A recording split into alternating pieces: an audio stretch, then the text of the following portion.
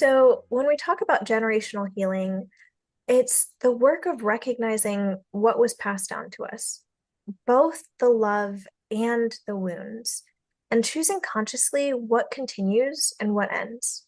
So, it's understanding that patterns didn't begin with us, but they can transform through us. Trauma, silence, survival habits, grief, faith, humor, strength, it all travels through us. And healing is not about blame, but about awareness.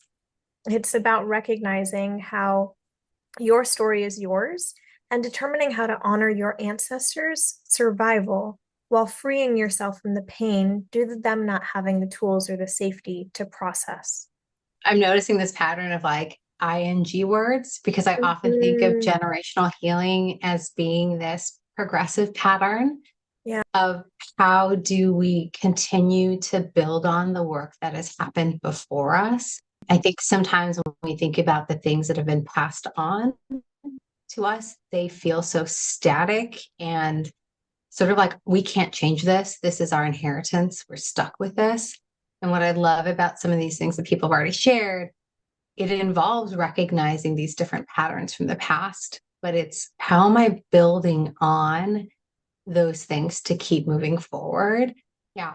And I would love to say that we all get to live in this place where we're just individuals. And I think those last two comments really hit at that is we are humans being raised by humans who were raised by humans who've been living with humans. And I think we get stuck in this trap that generational healing is about what are we sacrificing or holding back, but it isn't about perfection or sacrifice. And it isn't about cutting off or removing, but it's about finding this balance. It isn't about perfection. Our children and our loved ones, they don't actually need perfection. Sometimes that's actually what caused the problem in the first place.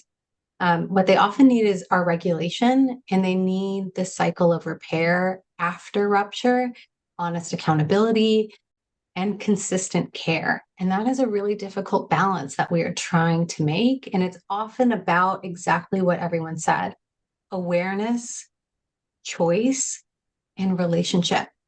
So none of us and none of the people who came before us started parenting or relationship building with a blank slate.